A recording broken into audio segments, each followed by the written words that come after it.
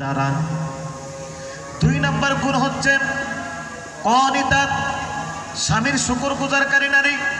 বাইরে তো সবজি তরকারি আর ডিম তরকারি দেখে বলেন তোমার ঘরে সংসার করার পর জীবনে কোনোদিন ভালো কিছু খাইতে পারলাম না, ভালো একটা কাপড় পরতে পারলাম না, এটা বরবাদ। এই মহিলা কি বরবাদ।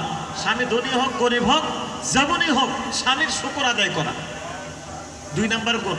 তিন নম্বর গুণ হচ্ছে হাফিজাতুল লিল গায়বি বিমা হাফিজাল্লাহ।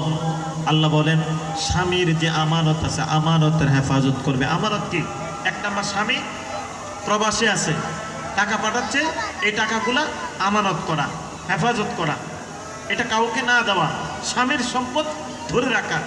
দুই নম্বর হচ্ছে স্বামীর সন্তান, ইসলাম শিক্ষা দেওয়া, কোরআন শিক্ষা দেওয়া, মানুষ বানানো, তাকে নীতি নৈতিকতা আদর্শ শেখানো। নীতি নৈতিকতা একমাত্র আদর্শের কারখানা হচ্ছে মাদ্রাসা, বিকল্প আর কোনো কিছু আমি দেখি না। একমাত্র কারখানা হচ্ছে মাদ্রাসা। সময় কম, আমার বয়ান করতে লাগে 2.5 ঘন্টা 1.5 ঘন্টা, মিনিমাম আধা ঘন্টা আজকে বয়ান করতেছে। এই জন্য বয়ান আজকে উল্টাপাল্টা হবেই, এটা স্বাভাবিক, মাপ চাই। দুই নম্বর গুণ হচ্ছে কি স্বামীর সন্তানদেরকে মানুষ বানানো, নীতি নৈতিকতা ইসলাম শিক্ষা দেওয়া।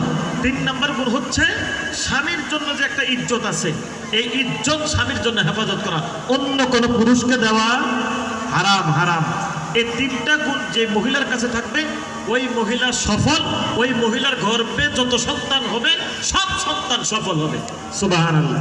আল্লাহ তাআলা আমাদের প্রত্যেককে নেককার স্ত্রী বানায় দেখ, নেককার কন্যা বানায় দেখ, এবং আমাদের ঘরের মা বোনগুলাকে আল্লাহ তাআলা নেককার হিসেবে, সলিহিন আবেদা হিসেবে, জাকিরিন শাকিরিন মুত্তাকিন তাকওয়াবান পরহেজগার হিসেবে আল্লাহ আমাদের পরিবারের সকলকে আল্লাহ কবুল করুক, সবাই বলি আমিন। এবং পাশাপাশি এটাও দোয়া করি আল্লাহ আল কোরআন ওয়াস সুন্নাহ কওমি মাদ্রাসাকে সারা দেশের জন্য, সারা পৃথিবীর জন্য এই বালক বালিকা মাদ্রাসাকে আল্লাহ কবুল করুক। এই মাদ্রাসার